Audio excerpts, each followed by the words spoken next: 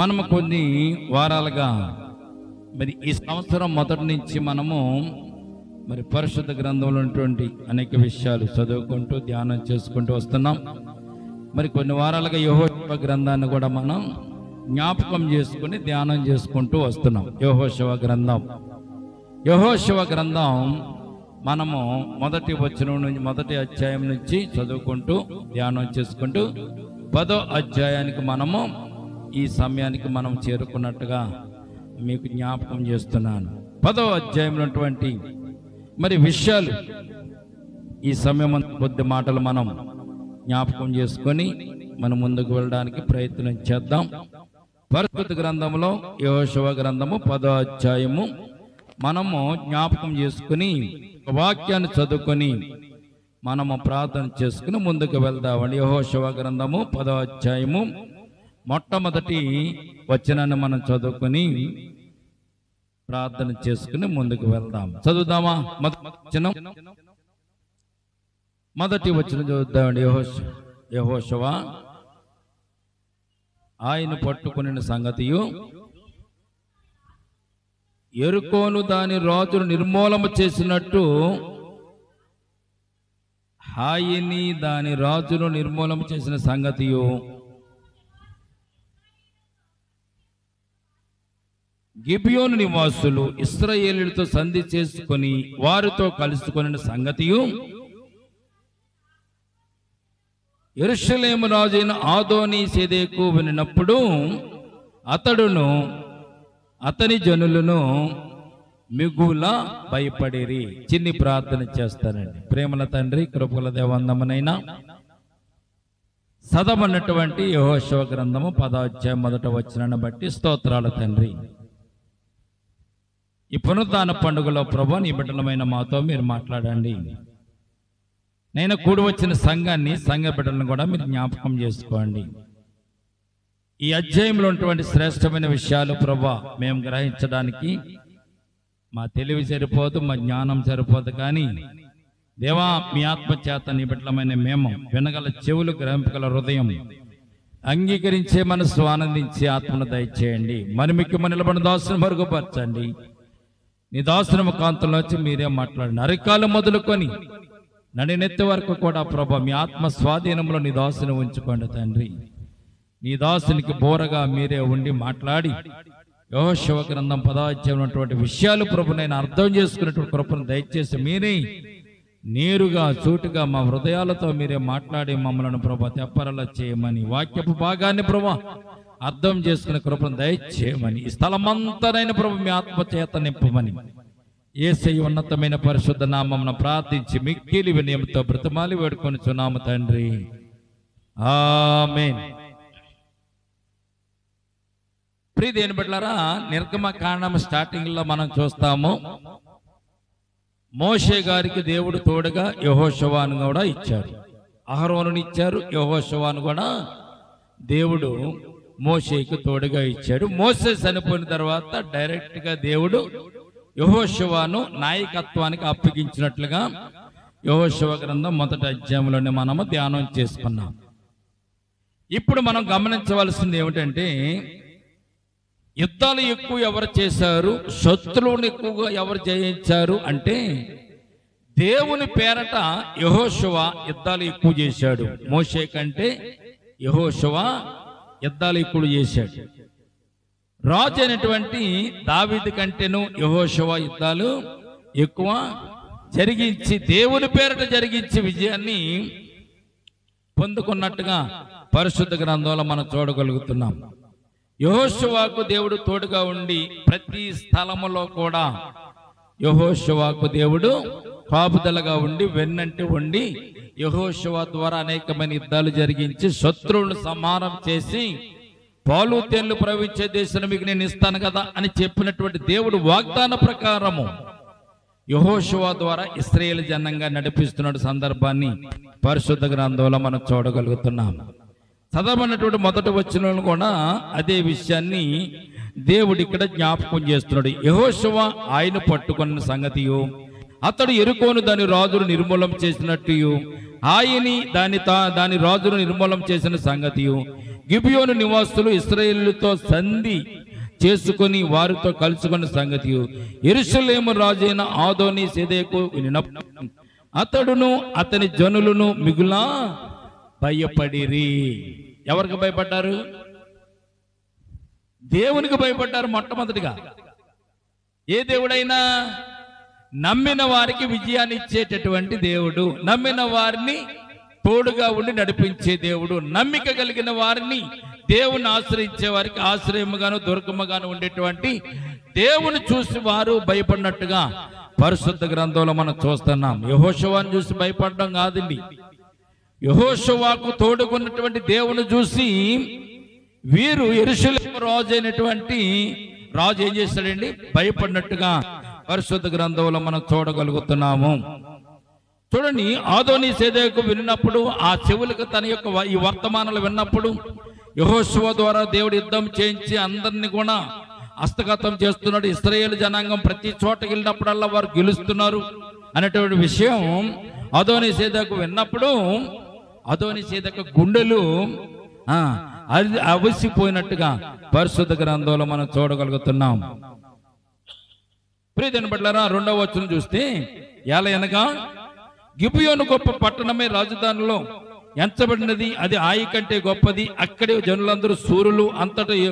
అంతటా యెరూషలేము రాజైన ఆదోని సెదెకు గిబియోనీయులు యెహోషువతోను ఇశ్రాయేలుతోను సంధి చేసుకుని ఉన్నారు.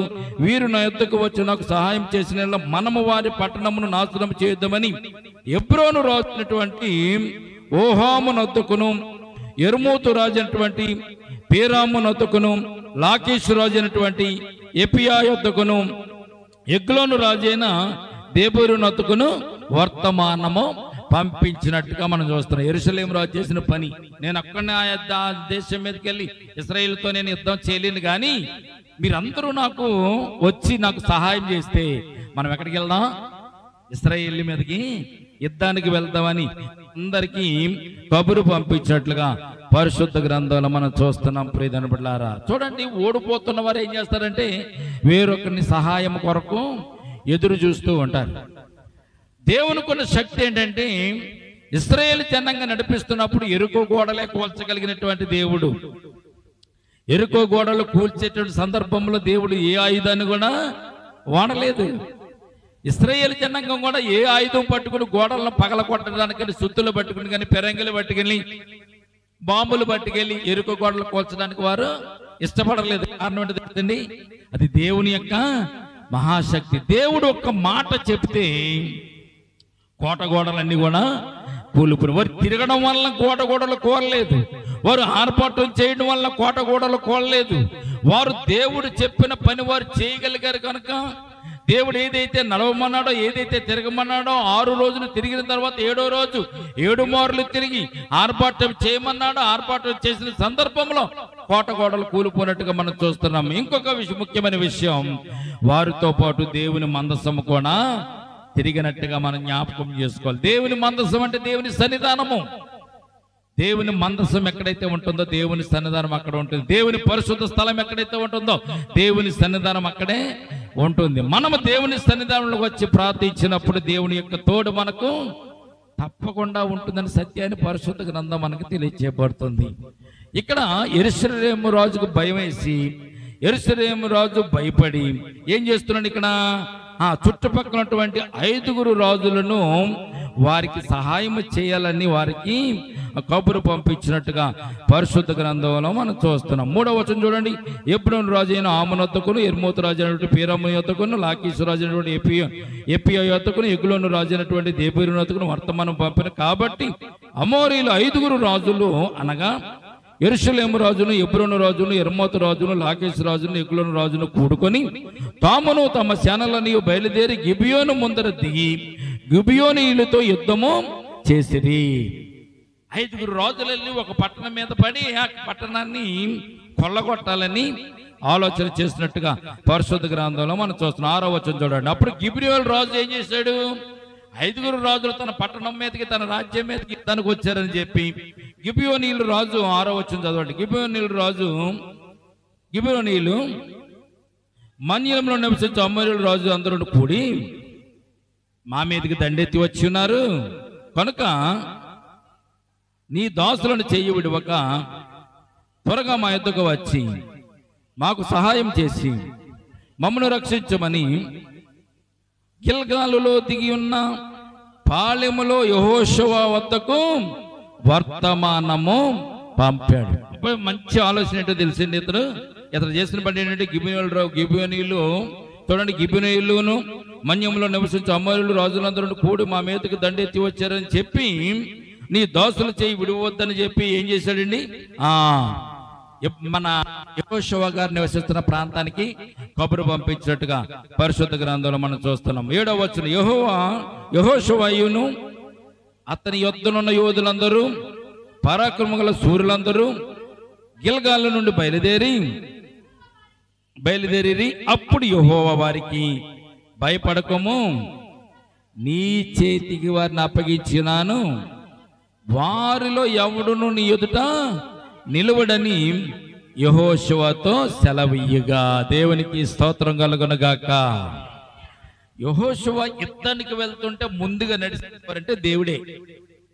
యెహోషువ యుద్ధానికి బయలుదేరితే చాలు దేవుడు ప్రత్యక్షమై యెహోషువకు చెప్పేసేవాడు, ఇదిగో నువ్వు వెళ్ళు, శత్రువులను నీ చేతికి నేను అప్పగిస్తున్నాను అని.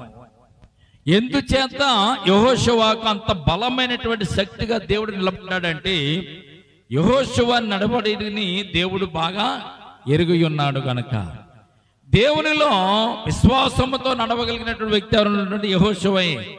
యెహోషువ ఒక రోజున స్టేట్మెంట్ ఇస్తాడు. ఇశ్రాయేల్ జనాంగం అంతా పాపం చేసి విగ్రహాలను ఆరాధిస్తూ విగ్రహ పూజలు చేస్తున్నప్పుడు యెహోషువ ఒక స్టేట్మెంట్ ఇస్తాడు, మీరు ప్రతిసారి తప్పిపోతున్నారు, ప్రతిసారి విగ్రహాలను పూజిస్తున్నారు, ప్రతిసారి కూడా దేవునిని బాధ పెడుతున్నారు, మీరు ఎవరిని పూజించుకుంటారో ఎవరిని మీరు ఆరాధించుకోండి, కానీ నేనును నా కుటుంబం మాత్రం నేనును నా ఇంటి వారిని యెహోవానే సేవించదమని ఒక స్టేట్మెంట్ ఇచ్చాడు.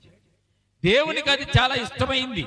దేవునికి ఇష్టం అవడానికి కారణం ఏంటో తెలుసండి, మీరు ఎలా పోతే బాగుండే, నేను మాత్రం దేవుని విడిచిపెట్టను, యెహోవాను విడిచిపెట్టనని స్టేట్మెంట్ ఇచ్చింది ఎవరంటే యెహోషువ గారే.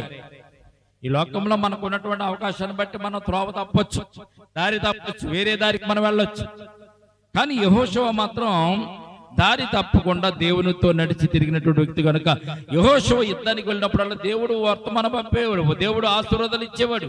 దేవుడు వెంటనే యెహోషువకు ప్రత్యక్షం ఏమన్నాడు, వారిలో ఒక్కడ కూడా తప్పిపోకుండా వారందరినీ కూడా నీ చేతికి వారిని అప్పగించి ఉన్నాను, వారిలో ఎవడును నీ ఎదుట నిలబడని యెహోషువతో సెలవిచ్చి పంపించాడు. దేవునికి స్తోత్రం కలుగునుగాక. అటువంటి ధైర్యం మనకున్నా మనము మూలని కార్యాలు చేసేస్తాం, కానీ అంత ధైర్యాన్ని సంపాదించుకోవడానికి కూడా మనము విశ్వాసం కావాలి. విశ్వాసపు జీవితంలో మనం బలంగా ముందుకు సాగాలి. 9వ వచనం చూడండి, యెహోషువ గిల్గాల్ నుండి రాత్రంతా నడిచి వారి మీద హఠాత్తుగా పడిను. అప్పుడు యెహోవా ఇశ్రాయేలు ఎదుట వారిని కలవరపరచక యెహోషువ గిబియోను ఎదుట మహాఘోరముగా వారిని హతము చేశాను. ఎవరిని? 5 రాజుల యొక్క సంస్థానం అంతటి కూడా సైనికులందరూ కూడా హతము చేసినట్టుగా మనం చూస్తున్నాం. బేతు హోరోనుకు పైకి పోవు మార్గమున అజేకా వరకును మక్కేదా వరకును యోధులు వారిని తరిమి హతము చేచు వచ్చారు. ఇశ్రాయేల్ జనాంగానికి ఎంత బలం వచ్చేసిందంటే దేవుడు కూడా ఉండేసరికి ఈ సైనికులందరూ తరిమి వారిని హతము చేస్తూ వచ్చినట్టుగా పరిశుద్ధ గ్రంథంలో చూస్తున్నాం. 11వ వచనం, మరియు వారు ఇశ్రాయేలీయుల నుండి బేతు హోరోనుకు దిగిపోవు త్రోవను పారిపోచుండగా వారు అజేకాకు వచ్చే వరకు, ఇక్కడ అండర్లైన్ చేసి, యెహోవా ఆకాశం నుండి గొప్ప వడగండ్లను వారి మీద పడజేసిన కనుక వారు దాని చేత చనిపోయిరి. ఇక్కడ ఇశ్రాయేలు జనాంగం యుద్ధం చేస్తున్నారు, వారికి తోడుగా దేవుడు కూడా ఇశ్రాయేలు జనాంగాన్ని తరపున శత్రువులతో దేవుడు కూడా యుద్ధం చేస్తున్నాడంట. వారు పారిపోతున్నప్పుడు వారి తోవలో పారిపోతున్న శత్రువుల మీద దేవుడు ఏం చేశాడంటే ఆకాశం నుంచి వడగండ్లను కురిపించడం మొదలు పెట్టాడంట. ఎంత ఆశ్చర్యం! నువ్వు చేస్తున్న యుద్ధానికి విజయం చేకూర్చడానికి దేవుడు నీకు బలమునిస్తున్నాడు, శక్తినిస్తున్నాడు, తెలివినిస్తున్నాడు, ఎలాగ ప్రవర్తించాలో కూడా జ్ఞానాన్ని ఇస్తున్నాడు. రెండవది, ఒకవేళ నీ బలం సరిపోతే దేవుడు కూడా తన బలాన్ని తోడు చేసి వడగండ్ల రూపంలో వడగండ్లను కురిపించి ఆకాశం నుంచి శత్రువులను చంపుతున్నట్టుగా పరిశుద్ధ గ్రంథంలో మనం చూడగలుగుతున్నాం. ఇశ్రాయేలీయులు కత్తివాత చంపిన వారి కంటే ఆ వడగండ్ల చేత చచ్చిన వారు ఎక్కువ మంది అని బైబిల్ తెలియజేస్తుంది. దేవునికి స్తోత్రం కలుగును గాక. వీరు కత్తి పట్టుకుని చంపిన వారు కొంతమందే, 1,00,000 మందిని ఇలా చంపుతుంటే వడగండ్ల చేత చచ్చిపోయిన వారు 10 లక్షల మంది అయిపోతున్నారు. అలాగే దేవుడు వారి తరపున యుద్ధం చేసినట్టుగా పరిశుద్ధ గ్రంథంలో మనం చూస్తున్నాం. 12వ వచనం చదువుదామండి. 12వ వచనం, యెహోవా ఇశ్రాయేలు ఎదుట అమోరీయులను అప్పగించిన దినమున ఇశ్రాయేలీయులు వినుచుండగా యెహోవాకు ప్రార్థన చేస్తున్నాం. అసలైనటువంటి కథ 12వ వచనం 13వ వచనం మనకు ఇక్కడ కనబడుతుంది. ప్రియమైన బిడ్డలారా, ఇక్కడ యెహోషువ ప్రార్థన చేస్తున్నాడు. ఎవరని చూడగా ఇశ్రాయేలీయులు జనమంతా వినుచుండగా యెహోషువ ఇక్కడ ప్రార్థన చేస్తున్నాడు. ఎందుకు ప్రార్థన చేస్తున్నాడంటే శత్రువులు ఎక్కువ మంది ఉన్నారు, సమయం చూస్తే కొద్దిగానే ఉంది. యుద్ధం చేసే వారికి రాజుల మధ్యలో యుద్ధంలో ఉన్నటువంటి వారికి ఒక నియమ నిబంధనలు ఉంటాయి. యుద్ధంలో ఉన్న వారికి నియమ నిబంధనలు ఉంటాయి. కొంతమంది అంటే నియమాలు లేవు, నిబంధనలు లేవు, ఎదురుగా మూర్ఖత్వంగా పోరాడతారు. కానీ సూర్యుడు అస్తమిస్తే యుద్ధము చేయకూడదు. ఆ రోజుల్లో యుద్ధంలో ఉన్నటువంటి సూత్రం అది. యుద్ధంలో నిబంధనలు, సూర్యుడు అస్తమించిన తర్వాత యుద్ధం చేయకూడదు, అక్కడికి ఆపేయాలి. మరలా తెల్లారిన తర్వాత మరలా యుద్ధం చేయాలి. అది యుద్ధంలో ఉన్నటువంటి ఒక నియమము. ప్రియమైన బిడ్డలారా, అయితే ఇక్కడ యెహోషువ చూస్తున్నప్పుడు జనమేమో ఎక్కువ ఉన్నారు, సూర్యుడు అస్తమిస్తే వారి మీద యుద్ధం చేయకూడదు. వారిని ఏమైనా కానీ ఈ రోజే వారిని అందరిని కూడా సంహరించేయాలి, దేవుడు మన చేతికి అప్పగించాడు కదా అని యెహోషువ అనుకుని యెహోషువ జనులందరూ వినుచుండగా అక్కడ ప్రార్థన చేస్తున్నట్టుగా పరిశుద్ధ గ్రంథంలో మనం చూడగలుగుతున్నాం. చదువుతాం. యెహోషువ ప్రార్థన చేస్తూ అన్నటువంటి మాట చూస్తే, సూర్యుడా నీవు గిబియోనులో నిలువుము, చంద్రుడా నీవు అయ్యాలోను లోయలో నిలువుము, జనులు తమ శత్రువుల మీద పగ తీర్చుకున్న వరకు సూర్యుడు నిలిచెను, చంద్రుడు ఆగెను అన్నమాట యెషారు గ్రంథములో వ్రాయబడి ఉన్నది కదా. దేవునికి స్తోత్రం కలుగునగాక. యెహోషువ ప్రార్థన మానవుల ఆలోచనకు అంతు చిక్కని ప్రార్థన. యెహోషువ ఏమని ప్రార్థన చేశాడండి? సూర్యుడా నీవు గిబియోనులోనే నిలువు, చంద్రుడా నీవు అయ్యాలోను లోయలో నిలువు, తమ జనులు శత్రువుల మీద పగ తీర్చుకున్న వరకు సూర్యుడు నిలుచును, చంద్రుడు ఆగెను అన్నమాట యెషారు గ్రంథమందు వ్రాయబడి ఉన్నది కదా. 13వ వచనం, సూర్యుడు ఆకాశ మధ్యమున నిలిచి ఇంచుమించు ఒక నాడెల్లా అస్తమింప త్వరపడలేదు అని బైబిల్ గ్రంథం మనకు తెలియజేయబడుతుంది. ఇది చాలా ఆశ్చర్యమైన విషయం. ప్రార్థన చేసేటప్పుడు మనం మొహమాటంతో ప్రార్థన చేస్తాను, చేస్తాం ప్రభా, నీకు ఇలా ఉంది ఏముంది ప్రభా అంటాం. మనం నిజంగా మనకున్న అవసరం దేవునికి డైరెక్ట్గా చెప్పం. ఏమంటావు తెలుసా? నీ చిత్తం ప్రభా, నీకు తెలుసు కదా ప్రభా. దేవుడికి తెలుసు, అన్నీ తెలుసు. నువ్వు ప్రార్థిస్తావని తెలుసు, ప్రార్థిస్తే అడుగుతావని తెలుసు. నువ్వు నోరు ఇప్పితే చాలు నీకున్న అవసరతలు అడుగుతావని దేవునికి తెలవదేంటి? తెలుసు. అయినా కానీ మనం అంటా ఉంటాం ప్రభా నీకు తెలుసు కదా, నీకు తెలుసు కదా అంటాం. కానీ నోట్లో మాట మనం బయట చెప్పం. దేవునితో మాట్లాడే, దేవునికి ప్రార్థన చేసేటప్పుడు మనం స్పష్టంగానే మాట్లాడాలి. ప్రభా నాకు ఇది అవసరం ఉంది, ఈ అవసరత నాకు తీర్చునైనా అనాలి. నీ చిత్తమునైనా అన్నావు అనుకో, తీర్చడం మానేస్తాడు దేవుడు. కొన్ని సందర్భాలు మనం ఏమంటామంటే కావాలని మనసులో కోరుకుని ప్రగాఢమైన బలవంతమైన కోరుకుంటూ ఉండి కూడా నీ చిత్తం ప్రభు అంటాడు, అది నెరవేరదు. మనకి తీర్చునైనా చేయనైనా సహాయం చేయి అని మనం ప్రార్థన చేయాలి. యెహోషువ మాట పడలేదు. నీ చిత్తమైతే ఆపునైనా, నీ చిత్తమైతే ఆగుమన్నైనా, నీ చిత్తమైతే కొద్దిగా ఆపు అని ప్రార్థన చేయలే. డైరెక్ట్ గా చెప్తున్నాడు, ఆపమని చెప్తున్నాడు, ఆగమని చెప్తున్నాడు. ఎవరితోనూ? సూర్యుడితో. ఎవరితోనూ? చంద్రుడితో. ఏమని ఆగుతున్నాడు? సూర్యుడా నీవు గిబియోనులో ఆగు, చంద్రుడా అయ్యానులో నీవు ఆగు. బానంది. సూర్యుడు ఆగుతాడా? చంద్రుడు ఆగుతాడా? అంటే ఇక్కడ ఒక మాట మనం జ్ఞాపకం చేసుకుంటే ప్రియమైన బిడ్డలారా, చూడండి 14 వచ్చి చూడండి. ఒక నాడల్లా అస్తమింప త్వరపడలేదు యెహోవా, ఒక నరుని మనవి వినిన ఆ దినము వంటి దినము దానికి ముందే గాని దానికి తరువాతే గాని ఉండలేదు అని బైబిల్ తెలియజేస్తుంది. దేవునికి స్తోత్రం కలుగునుగాక. నరుడు అంటే మానవుడు మాట్లాడే మాటలు దేవుడు వింటాడా? వింటాడు. కొన్ని సందర్భాల్లో మనకు కొన్ని అవసరత బట్టి చెప్తాం, మన దేవుడు అవసరత తీరుస్తాడు. కానీ సూర్యుడిని ఆపమంటే ఆపుతాడా? చంద్రుడిని ఆపమంటే ఆపుతాడా? దేవుడు అంటే ఆపుతాడు. దేవుని బిడ్డలు ఏది కోరుకున్నా దేవునికి ఇష్టమైన కార్యములు దేవుడు చేయడానికి ఆయన ఇష్టపడుతూ ఉంటాడు. అయితే ప్రియమైన బిడ్డలారా, ఈ వాక్యము వివాదాస్పదమైనటువంటి వాక్యం. ఇది ఈ మాటలు 12వ వచనం, 13వ వచనం, 14వ వచనం వివాదాస్పదమైనటువంటి వాక్యం. ఇది చాలా మంది ఈ వాక్యాన్ని బట్టి సూర్యుడు నిలిచిపోయాడా ప్రార్థన చేస్తే, చంద్రుడు ఆగిపోయాడా, మీకు పిచ్చి కాకపోతే, మీకు మతి లేకపోతే అన్నటువంటి సందర్భాలు కూడా చాలా విషయాలు ఉన్నాయి.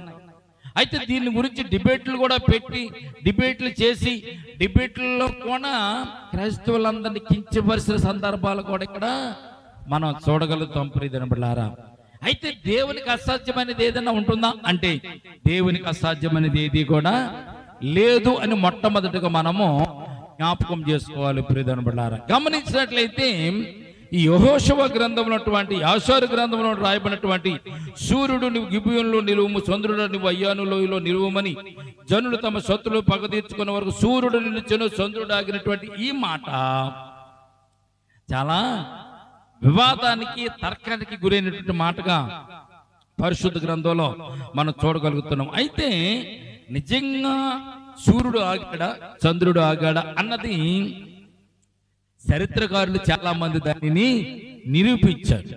చరిత్రకారులు చాలా మంది నిరూపించారు. ఇప్పుడు మీకు ఆ విషయాన్ని మీకు జ్ఞాపకం చేస్తాను. ప్రియమైన బిడ్డలారా, సూర్యుడు ఆగడం, చంద్రుడు నిలవడం అన్నటువంటి విషయాన్ని కొద్ది మాటలు మీకు జ్ఞాపకం చేస్తాను. ఎందుకు ఆ రోజుల్లో యెహోషువ చెప్పినటువంటి మాట నెరవేరిందా, నెరవేరలేదా అన్నట్టు మాకు జ్ఞాపకం చేసుకుంటే, చరిత్రలో నమోదు కాని ఒక రోజు అని వారు ఒక ప్రయోగాన్ని పెట్టి ప్రయోగాలు చేసినట్టుగా పరిశుద్ధ గ్రంథంలో మనం చూస్తాం. నాసా వారు ఏం చేశారంటే, ఈ యొక్క ర్యాకెట్లు పంపించే సందర్భంలో, అంతరిక్షానికి హోమగమ్ములు పంపించే సందర్భంలో, అలాగే ప్రయోగాలు చేసే సందర్భంలో, శాటిలైట్లను ఆకాశంలోనికి వదిలేటువంటి సందర్భంలో వారు ఏం చేసేవారంటే గ్రహాలను లెక్క కట్టేవారు, కాలాన్ని లెక్క కట్టేవారు. అలాగే అక్కడ ఉన్నటువంటి కక్షల్లో తిరుగుతున్నటువంటి ప్రతి దానిని కూడా వారు లెక్కలు కట్టుకునేవారు ఆ రోజుల్లో. ఈ రోజుల్లో కూడా గ్రహాలను చూసి, శని గ్రహం చూసి, శుక్రగ్రహం చూసి, ఈ గ్రహాలను చూస్తూ వాస్తులు చెప్పేవారు ఉన్నారు, జ్యోతిష్యం చెప్పేవారు కూడా ఉన్నారు కదా. ఆ రోజుల్లో కూడా పండితులు కూడా ఆ రోజున ఉన్నట్టుగా మనం చూస్తున్నాం. ప్రియమైన బిడ్డలారా, అమెరికా అంతరిక్ష పరిశోధన కేంద్రంలో ఒక రోజున ఒక పరీక్ష జరిగింది. అంతరిక్ష పరీక్ష కేంద్రం అమెరికాలో అంతరిక్ష పరిశోధన కేంద్రంలో ఒక ప్రయోగం జరిగింది. ఏంటి ప్రయోగం అంటే, ఎరాల్డ్ హియల్ అనేటువంటి ఒక నాసా శాస్త్రవేత్త ద్వారా ఒక ప్రోగ్రాం నిర్వహించారు. ఏంటంటే 100 సంవత్సరాల నుంచి 1000 సంవత్సరాల వరకు కూడా ఉన్నటువంటి మరి నిమిషాల నుంచి, సెకండ్ల నుంచి, గంటల వరకు ఉన్నటువంటి రోజులన్నీ కూడా లెక్క కట్టాలని వారు ప్రయత్నం చేసినట్టుగా పరిశుద్ధ గ్రంథంలో మనం చూడగలుగుతున్నాం. ఇది ఆల్రెడీ మనకు ఇంటర్నెట్ లోనే ఉంది. రాబోయే శతాబ్ద కాలంలో ఆకాశ నక్షత్రాల స్థానాలు అంచనా వేయడమే వీరి లక్ష్యంగా వారు ప్రయోగాలు చేయడం మొదలు పెట్టారు. ఈ ప్రయోగాలు చేసే సందర్భంలో సెకండ్లు, మిల్లీ సెకండ్లతో సహా చాలా ఖచ్చితంగా వారు టైంని లెక్క కట్టేవారు. కారణం ఏంటంటే, ఆకాశంలో అనేకమైనటువంటి గ్రహాలు తిరుగుతూ ఉంటాయి. మన భూమి మీద నుంచి ఏదన్నా ఒక ర్యాకెట్ పంపిస్తే అది కక్షలోకి వెళ్ళి కూర్చోకపోతే వేరే వచ్చి వాటిని ఢీకున్నప్పుడు అవి ఇవి ఢీకుంటే గొప్ప ప్రమాదం పైన జరుగుతుంది. కనుక ఆ ప్రమాదాలు జరగకుండా ఉండడానికి మానవులు రూపొందించినటువంటి కంప్యూటర్లను కొన్ని పెట్టి కంప్యూటర్ల ద్వారా లెక్కలు కట్టడం మొదలు పెట్టారు. వాళ్ళు లెక్కలు కట్టడం మొదలు పెట్టారు. మొదటి రోజు అయింది, రెండో రోజు అయింది, మూడో రోజు అయింది, నాలుగో రోజు అయింది. కొన్ని రోజుల తర్వాత కంప్యూటర్ లెక్కలు కట్టే సందర్భంలో మధ్యలో కంప్యూటర్ దగ్గర ఒక రెడ్ మార్క్ వచ్చి, అలర్ట్ వచ్చి కంప్యూటర్లో ఆగిపోయింది. కొన్ని రోజులకి ఏమొచ్చిందండి, కంప్యూటర్లో రెడ్ మార్క్ వచ్చి ఆగిపోయింది. రెడ్ మార్క్ వచ్చి, రెడ్ సిగ్నల్ వచ్చి ఆగిపోయిన తర్వాత వీరు ఆశ్చర్యంగా రెడ్ సిగ్నల్ ఎందుకు వచ్చిందా అని పరిశీలించడానికి ప్రయత్నం చేస్తుంటే వారికి అక్కడ సమయము తక్కువగా వారికి కనిపించినట్లుగా సైంటిస్టులు దానిని కనుగొన్నట్టుగా మనం చూస్తున్నాం. సైంటిస్టులకు ఎప్పుడైతే ఆ రెడ్ సిగ్నల్ పడ్డాదో, రెడ్ సిగ్నల్ పడ్డ తర్వాత అక్కడ ఆగి ఎందుకు సమయం ఇక్కడ తక్కువ వచ్చింది? 100 సంవత్సరాల నుంచి 1000 సంవత్సరాల వరకు లెక్క కట్టుకుంటూ వస్తున్నారు. లెక్క కట్టుకుంటూ వస్తే సందర్భంలో వారికి ఒక సమయానికి వచ్చేసరికి 24 గంటల వారికి సమయం తక్కువ వచ్చింది. 23 గంటల 20 సెకండ్లు తక్కువ వచ్చింది. తక్కువ వచ్చిన తర్వాత రెడ్ సిగ్నల్ బయట చూపిస్తుంది. ఇక్కడ మేము లెక్క కొట్టుకుంటూ ఇక్కడ దాకా వచ్చాము, ఇక్కడికి వచ్చేసరికి 23 గంటల 20 నిమిషాలు తక్కువ వస్తుంది అని చెప్పి రెడ్ సిగ్నల్ వేసి ఆగిపోయింది కంప్యూటర్. శాస్త్రజ్ఞులు అందరూ కూర్చున్నారు. ఏంటి ఎందుకు ఇక్కడికి వచ్చి ఆగింది? సమయం ఎందుకు తగ్గింది? ఏ కారణం చేత తగ్గింది? 23 గంటల 20 నిమిషాలు అంటే కనీసం ఇంచుమించు ఒక రోజు, ఇంచుమించు ఒక రోజు ఎందుకు ఆగింది, ఎందుకు ఇలాగైందని చెప్పి అందరూ తలకాయ బద్దుకొని బద్దలు కొట్టుకుంటూ పరిశోధన చేయడం మొదలు పెట్టారంట. అందులో క్రిస్టియను సైంటిస్ట్ కూడా అందులో ఒక ఆయన ఉన్నాడు, క్రిస్టియన్ సైంటిస్ట్ అన్నాడు. అప్పుడు ఆయనకి అర్థమైంది. ఏమర్థమైంది? చిన్నప్పుడు సండే స్కూల్ టీచర్ చెప్తున్నటువంటి కథ, యెహోషువ ప్రార్థించగా సూర్యుడు ఒక నాడల్లా అస్తమించలేదు అంటే ఇంచుమించు ఒక రోజు అంతా అస్తమించలేదని బైబిల్లో ఉంది అని గుర్తొచ్చి వెంటనే క్రిస్టియన్ సైంటిస్ట్ వెళ్ళి ఆ బైబిల్ తీసి బైబిల్ చదివితే యెహోషువ గ్రంథము 14వ అధ్యాయము 12వ వచనంలో ఈ మాట క్రైస్తవ సైంటిస్ట్ కనపడి వెంటనే వెళ్ళి వారితో చెప్పారంట. అబ్బాయి లేదు, ఆయన ప్రార్థన చేస్తే సమయం ఆగిపోవడం ఏంటి, సూర్యుడు ఆగిపోవడం ఏంటి, చంద్రుడు ఆగిపోవడం ఏంటి, 24 గంటల సమయం ఆగిపోవడం ఏంటి, 24 గంటలు కాదు 23 గంటల 20 నిమిషాలు ఎందుకు తేడా వస్తుంది? కాదన్నారంట. కాదంటే మళ్ళీ చూసారంట. అలాగా మరలా రీసెట్ చేసి మరలా చేస్తున్నా కానీ ఆ 23 గంటల 20 నిమిషాలు అక్కడికి వచ్చి రెడ్ అలర్ట్ ఇస్తుందంట. అయితే పోతే ఇస్తే ఇచ్చింది, దాన్ని పక్కన పెట్టేసి వీళ్ళ పని వీళ్ళు చేసుకోవచ్చు కదంటే, కింద నుంచి పంపించేటువంటి ర్యాకెట్లు కానీ, కింద నుంచి పంపించేటువంటి శాటిలైట్లు కానీ ఆకాశం మీద పంపిస్తున్నారు కదా, ఎప్పుడన్నా మీరు చూస్తూ ఉంటారు ప్రయోగాలు చేస్తున్నప్పుడు. అవి పైన కక్షలో తిరగాలంటే సమయాన్ని దానికి కూడా వీరు అనుసంధానం చేస్తారు. ఇక్కడ నుంచి పంపించే ప్రతి ర్యాకెట్లోను ప్రతి ఒక్క శాటిలైట్ లోను కూడా సమయాన్ని పొందుపరుస్తారు. ఆ సమయాన్ని పొందుపరిచినప్పుడు సమయం ఎక్కడైనా తేడా వచ్చింది అనుకోండి, ఏదో గ్రహాన్ని గుర్తుకుంటే అక్కడ పెద్ద ప్రళయం అవుతుంది, కొన్ని కోట్ల ఖర్చు దాంతో. అందుకోసమని ఈ సైంటిస్టులు అందరూ అన్ని కూడా గ్రహాల గురించి, నక్షత్రాల గురించి, నక్షత్ర సమూహాల గురించి, నక్షత్రాలు నడిచేటటువంటి కాలగమనాన్ని కూడా వారు లెక్కగట్టి ఆ లెక్కలన్నీ పైకి పంపించేటటువంటి శాటిలైట్ల వారు పొందుపరుస్తారు. ఇప్పుడేమైంది? 23 గంటల 20 నిమిషాలు తక్కువ వచ్చింది. ఈ 23 గంటల 20 నిమిషాలు తక్కువ వచ్చింది దాన్ని వారు ఏం చేయాలి? వారు ఫుల్ఫిల్ చేసి కంప్యూటర్లో ఎక్కిస్తే కంప్యూటర్ మరలా నార్మల్గా అన్ని విషయాలు తయారు చేసుకుంటూ ఉంటుంది. అయితే వీరు యెహోషువ గ్రంథంలో 10వ అధ్యాయము 12 నుంచి 13 వచనాల వరకు ఉన్నటువంటి ఈ యొక్క అధ్యాయం చదివిన తర్వాత, మరి దేవుడు ఒకరోజు అన్నాడు కదా, యెహోషువ ఒకరోజు ఉన్నాడు కదా, వాక్యం కూడా అక్కడ ఒకరోజనే చెప్పింది కదా. ఒకరోజు అంటే 24 గంటలు కదా, కానీ ఇక్కడ ఇది ఏం చూపిస్తుంది? 23 గంటల 20 నిమిషాలు చూపిస్తుంది. అంటే 60 నిమిషాలు ఇక్కడ తేడా వస్తుంది, 40 నిమిషాలు తేడా వస్తుంది. గంటకు 60 నిమిషాలు కదా, 60 నిమిషాలు 20 నిమిషాలు పోతే ఇంకా 40 నిమిషాలు తేడా వస్తుంది. 40 నిమిషాలు ఏమైపోయినాయని మరలా తలబట్టుకోవడం మొదలు పెట్టారు. వీరు తలబట్టుకుంటుంటే మరలా ఆ క్రైస్తవ సైంటిస్ట్ ఒక మాట చెప్పాడు. ఏమని చెప్పాడు? ఈ 40 నిమిషాలు కూడా దొరికేస్తుంది మీరు బైబిల్ని చూస్తే అన్నాడు. ఏమన్నాడు? ఈ 40 నిమిషాలు కూడా బైబిల్ని చూస్తే మీకు దొరుకుతుంది అన్నాడు. ఎందుకంటే 23 గంటల 20 నిమిషాలు వస్తుంది, 40 నిమిషాలు కూడా వస్తే ఒక రోజు మనకి అర్థమవుతున్న సత్యాన్ని వారు జ్ఞాపకం చేసుకుంటూ వారు తజ్జన భజ్జన పడుతుంటే ఈ క్రైస్తవ శాస్త్రవేత్త మరలా చెప్పాడు. ఏమని? బైబిల్ని ఒకసారి చూద్దాం, మరొకసారి పరిశీలన చేద్దాం. శాస్త్రవేత్తలు మరలా బైబిల్ని వెతికారు. వారికి బైబిల్ వెతికితే మరొక అద్భుతమైనటువంటి అంశము వారికి కనపడింది. వారు ఆశ్చర్యపోయారు. దేవునికి స్తోత్రం కలుగును గాక. ఏం చదివారు? 2వ రాజుల గ్రంథము 20వ అధ్యాయము 1వ వచనం నుంచి 11వ వచనాల వరకు అక్కడొక చరిత్ర ఉంటుంది. ఆ చరిత్రను బట్టి వారు చూసినప్పుడు వారికి చాలా ఆశ్చర్యం వేసింది. ఏమైనా ఆశ్చర్యం వేసింది చూడండి. 2వ రాజుల గ్రంథం 20వ అధ్యాయం చదువును, ఒకసారి చదువుదాం. రెండవ రాజుల గ్రంథము 20వ అధ్యాయం. ఏమని రాయబడింది అక్కడ? ఆ దినములలో మరణకరమైన రోగం కలగగా అతని యొద్దకు వచ్చి, మరణం వచ్చున్నావు కనుక బ్రతుకవు కనుక ఇల్లు చక్కబెట్టుకోమని సెలవిస్తున్నానని చెప్పగా, గోడ తట్టు తిప్పుకొని యథార్థవంతుడై ఎట్లు నడుచుకుంటున్నావు, అనుకూలంగా ఎట్లు జరిగించుతున్నావు జ్ఞాపకము చేసుకొనుము. కన్నీళ్ళు విడిచుచు యెహోవాను ప్రార్థించెను. అవతలికి వెళ్ళక ముందే ప్రత్యక్షమై ఇలాగ సెలవిచ్చెను, నువ్వు తిరిగి హిజ్కియాకు పోయి ఎట్లనుము,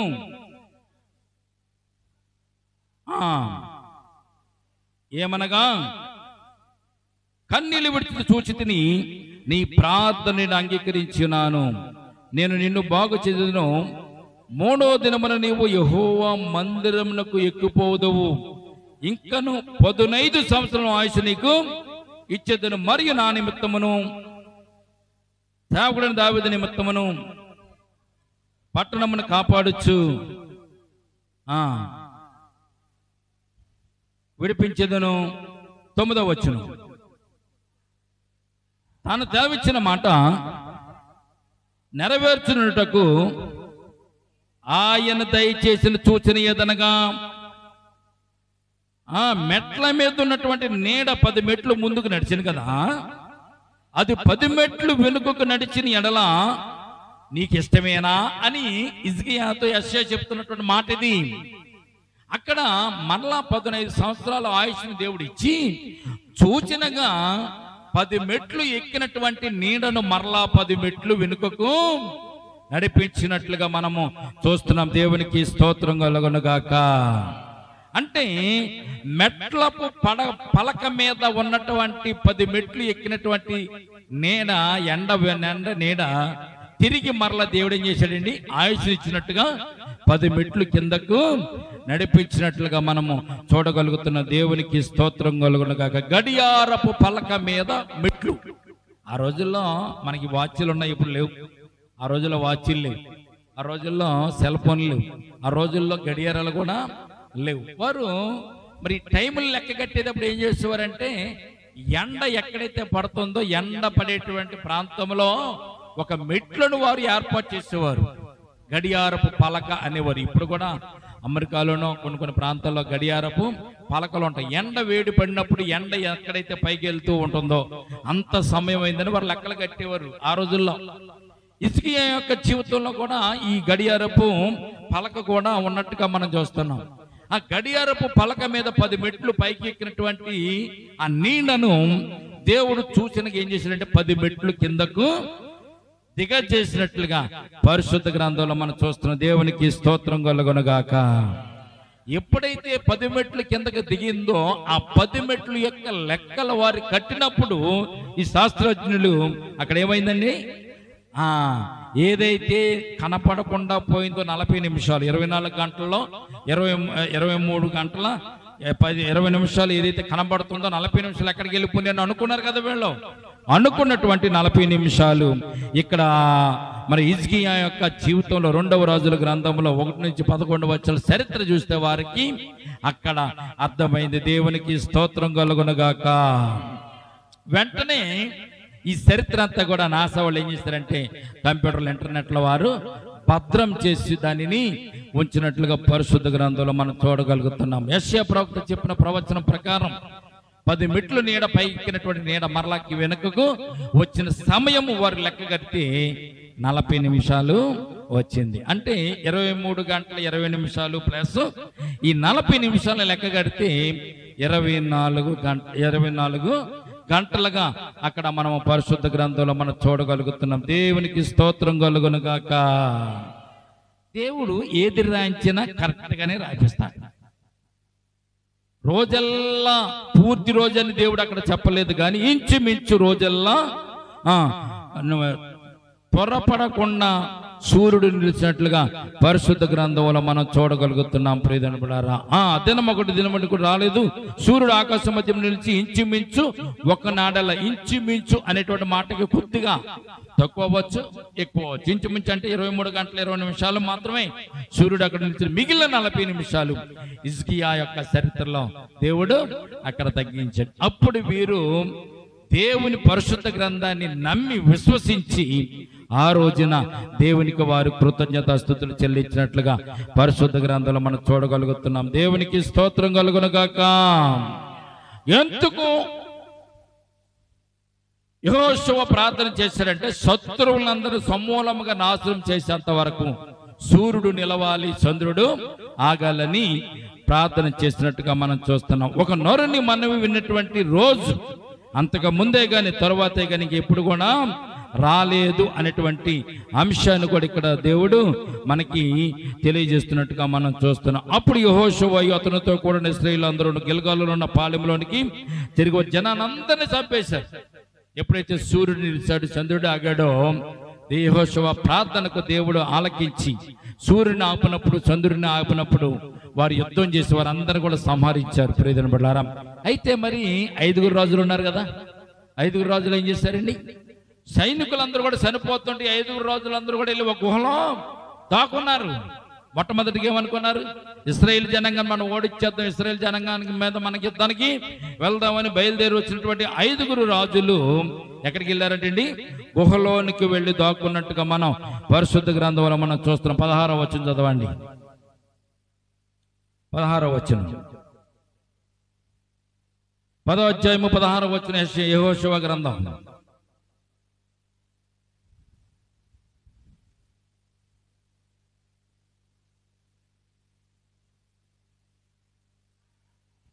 ఆ రాజులు 5 పారిపోయి మక్కేదా యందలి గుహలో దాగి ఉండిరి.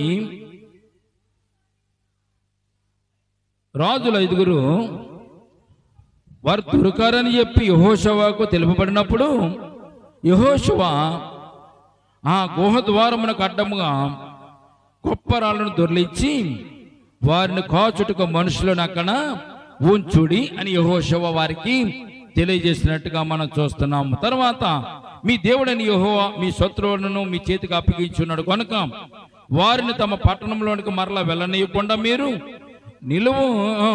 నిలువక వారిని తరిమి వారి వెనుకటి వారిని కొట్టివేయడనియు వారిని బొత్తిగా నశించే వరకు యెహోషువయు ఇశ్రాయేలీయులు బహు జనసంచారం చేట కడతీర్చిన తరువాత వారిలో మిగిలిన వారు ప్రాకారం గల పట్టణములలో చొచ్చిరి. చూడండి, దేవుడు యెహోషువకి ఇచ్చినట్టు గొప్ప ఆధిక్యత. 5 రాజులు కూడా గుహలోకి దోకున్నప్పుడు వెంటనే ఇశ్రాయేల్ జనాంగం పట్టుకున్నారు, చూశారు, వారిని పట్టుకున్నారు. వారి గుహలో వారిని బంధించినట్టుగా పరిశుద్ధ గ్రంథంలో మనం చూడగలుగుతున్నాం. చూడండి, 21వ వచనం చదువుతామండి. జనులందరూ మక్కేదా పాలెంలో ఉన్న యెహోషువ యొద్దకు సురక్షితంగా తిరిగి వచ్చిరి. ఇశ్రాయేలీయులకు విరోధముగా ఒక మాటైనను ఆడుటకు యవ్వనికి నీ గుండె చాలకపోయిన. దేవునికి స్తోత్రం కలుగును గాక. ఇశ్రాయేలు జనాంగానికి వ్యతిరేకంగా మాట్లాడడానికి, యెహోషువ తరపున వ్యతిరేకంగా మాట్లాడడానికి ఎవరికి కూడా ఒక్క మాట కూడా వారికి సరిపోలేదు. వారి గుండెకాయలు సరిపోలేదంటండి. ప్రియమైన బిడ్డలారా, దేవుని గొప్ప అద్భుతమైన ఆశ్చర్యమైన కార్యాలు. 5 రాజులు ఏమనుకున్నారు? గిబియోనులకు వెళ్ళి గిబియోన్లు ఓడించేసి ఇశ్రాయేలు మీదకి వెళ్ళి ఇశ్రాయేలు కూడా ఓడించేసి వద్దాం అనుకున్నటువంటి 5 రాజులు యెహోవా చేతికి చిక్కునట్లుగా దేవుడు ప్రణాళికని ఏర్పాటు చేసి ప్రణాళికాబద్ధంగా వారిని పట్టుకోవడానికి దేవుడు కృప చూపించాడు. అయితే ఇశ్రాయేలు రాజుకి ఎబ్రోను రాజుకి దేవుడు చేసినటువంటి ఇశ్రాయేలు రాజు మరి యెహోషువ ఇశ్రాయేలు తరపున యెరూషలేము రాజుకును, ఎబ్రోను రాజుకును, లాకీషు రాజునకును, ఎగ్లోను రాజునకును ఆ 5 రాజులను గుహలోంచి తీసుకుని వచ్చి వారికి తగిన శాస్త్రిని యెహోషువ జరిగించినట్లుగా పరిశుద్ధ గ్రంథంలో మనం చూస్తాం. ఇశ్రాయేలులకు ధైర్యము కలుగులాగున 5 రాజులను తీసుకుని వచ్చి ఇశ్రాయేలు జనాంగం యొక్క మంచి సూర్యులను పిలిపించి సూర్యుల చేత వారి పేకల మీద కాళ్ళుంచి వారిని చంపి చెట్లకు ఏలాడదీసి వారిని ఉరిదీసినట్టుగా పరిశుద్ధ గ్రంథంలో మనం చూడగలుగుతున్నాం. దేవునికి స్తోత్రం కలుగును గాక. సూర్యుడు నిలిచేటటువంటి సందర్భం, చంద్రుడు ఆగేటటువంటి సందర్భం యెహోషువ గ్రంథంలో మనం చూడగలుగుతున్నాం. ఈ రోజున మన జీవితంలో కూడా శత్రువులను జయించడానికి మనకెవరున్నారు శత్రువులు? ఆ రోజున ఇశ్రాయేలుకి శత్రువులు ఉన్నారు, చుట్టుపక్కల ఉన్న అమోరీలు ఉన్నారు. మనకెవరున్నారు శత్రువులు? సాతాను పోలిన శత్రువులు మనకి ఏర్పాటు చేశాడు. మనకున్నటువంటి కష్టాలు, ఇరుకులు, ఇబ్బందులు ఇవన్నీ కూడా శత్రువులే. కన్నీరు పెట్టుకునేటువంటి విషయాలన్నీ కూడా మనకు శత్రువులతో సమానమే. సాతానుగా అనేకమైన శత్రువులు మన మీద పంపుతూ ఉంటాడు. శరీరాశ, నేత్రాశ, జీవపు డంబము. మనము దేవుని ద్వారాగా బ్రతకాలని మనం కోరుకుంటూ ఉంటే సాతాను గాడు దేవునితో బతకకుండా ఈ లోకంలో నశించిపోవడానికి అనేకమైన ఆయుధాలు పంపిస్తూ ఉంటాడు. వాటిని జయించాలంటే మనము కూడా యెహోషువ ప్రార్థించలాగిన దేవునికి మనం ప్రార్థించాలి. నీతి సూర్యుడు, ఏ సూర్యుని ఆపు చేయగలిగాడండి యెహోషువ? నీతి సూర్యుడు. మన యేసుక్రీస్తు ప్రభుల వారు నీతి సూర్యునికి సంబంధించిన వాడు. ఆయన మనతో ఉంటే, యెహోషువకు సూర్యుడు నిలిచాడు కనుకనే ఆ సూర్యుడు నిలవబట్టే యెహోషువ అక్కడ జయమును పొందుకున్నాడు. మనకి కూడా దేవుడు నిలవడం అంటే అర్థం ఏంటో తెలుసండి? సూర్యుడు నిలవడం అంటే అర్థం ఏంటో తెలుసా? తోడుగా, సహాయముగా నిలవడం అని అర్థం. ఈ రోజున మన జీవితాల్లో కూడా కష్టాల నుంచి, కడకల నుంచి మనం విడుదల పొందాలంటే యేసుక్రీస్తు ప్రభువు నీతి సూర్యుడు కనుక మనతో పాటు ఉంటే, మనతో పాటు కూడా మనం ఆయనతో మనం జీవిస్తే ప్రతిదిన మనకున్నటువంటి కష్టాలు, ఇరుకులు, ఇబ్బందులు కూడా దేవుడు తీర్చివేస్తాడు అనేటువంటి సత్యాన్ని మనం జ్ఞాపకం చేసుకోవాలి. యెహోషువకు తోడుగొన్న దేవుడు నీకు కూడా తోడుగొనడానికి ఆయన ఇష్టపడుతున్నాడు. నీ ప్రార్థన కూడా అలా బలవంతమైనటువంటి ప్రార్థన, భక్తి కలిగిన ప్రార్థన, విశ్వాసంతో కూడిన ప్రార్థన, శక్తివంతమైనటువంటి ప్రార్థనగా నీ ప్రార్థన కూడా ఉంటే నీ జీవితంలో కూడా ఎటువంటి కార్యం చేయడానికన్నా దేవుడు వెనుకాడడు అనేటువంటి విషయాన్ని జ్ఞాపకం చేసుకోండి. ఈ సమయం ముందు మనం దేవుని యొక్క శక్తిని పొందుకుని, దేవుని యొక్క బలమును పొందుకుని, యెహోషువలాగా శత్రువుల మీద విజయాన్ని పొందుకుని దేవునికి కృతజ్ఞతాస్తుతులు చెల్లిస్తూ, దేవుని చెంత నడుస్తూ, దేవుని యొక్క అభయాస్తము ద్వారా మనం ఆస్వాదింపబడుతూ ముందుకు సాగుదాం. యెహోషువకు తోడుగొన్న దేవుడు ఈ సమయం ముందు నీకు, నాకు, సంఘానికి కూడా తోడుగా ఉండి మనల్ని నడిపించి ఆయన కాపుదల మనకు దయచేసి పరలోక రాజ్యం చేరేంత వరకు ఆయన కృపను మనకు తోడుగా అనుగ్రహించునుగాక. ఈ కొద్ది మాటలు దేవుడు దీవించి మనల్ని ఆశీర్వదించునుగాక. తలలు వంచండి, ప్రార్థన చేసుకుందాం. ప్రేమల తండ్రి, కృపల దేవ, వందమనైనా యెహోషువ గ్రంథం 10వ అధ్యాయంలో ప్రభువా యెహోషువ యొక్క ప్రార్థన జ్ఞాపకం చేసుకోవడానికి మీరు మాకు ఇచ్చిన శ్రేష్టమైన కృపను బట్టి స్తోత్రాలు తండ్రి. యెహోషువ జనులందరూ వినిచుండగా ప్రార్థించాడు నైనా, సూర్యుడా నీవు గిబియోనులో ఆగుము, చంద్రుడా అయ్యోనులో ఆగు, అయ్యోనులో ఇలా ఆగుము అని చెప్పి ప్రార్థించినప్పుడు యెహోషువ ప్రార్థన విన్నటువంటి రోజు, ఆ రోజు అద్భుతమైనటువంటి రోజునైనా యెహోషువ ప్రార్థనకు మీ చెవియొగ్గి యెహోషువకు తోడుగా అండగా శత్రువును సంహారం చేసేంత వరకు కూడా ప్రభువా సూర్యుని ఆపజేసిన గొప్ప దేవుడు, చంద్రుని ఆపగలిగిన గొప్ప దేవుడు తండ్రి. ఈ సృష్టిని సృష్టించింది నీవునైనా, సూర్య చంద్ర నక్షత్రాలను నైనా ఆకాశ మహాకాశం సృష్టించిన వాడవు నీవే. నీ మాట చెప్పున సృష్టి అంతా కూడా నేను నడుస్తుంది తండ్రి. అటువంటి సృష్టిలో ఉన్నటువంటి 2 జ్యోతులను దేవా నీవు వెలుగునిచ్చుటకు ఒక జ్యోతిని, రాత్రులు వెలుగునిచ్చుటకు ఒక జ్యోతిని, పగల వెలుగునిచ్చుటకు 2 జ్యోతులు మీరు తయారు చేస్తారు, ఏర్పాటు చేస్తారు. ఆ మొదటి జ్యోతు సూర్యుడు, 2వ జ్యోతు చంద్రుడి సత్యాన్ని ఆది కాండంలో మాకు తెలియజేస్తారు. అటువంటి జ్యోతులను ప్రభు ఆపగలిగిన శక్తిమంతుడు నీవే అని యెహోషువ ఎరిగి ఉన్నాడు కనుకనే యెహోషువ ప్రార్థించాడు. సూర్యుడిని నిలపమన్నాడు, చంద్రుడిని ఆపమన్నాడు. నైనా యెహోషువ ప్రార్థనకు నైనా మీరు చెవియొగ్గి గిబియోనులో సూర్యుని ఆపారు, అయ్యోనులో ఇంట్లో చంద్రుని ఆపారు.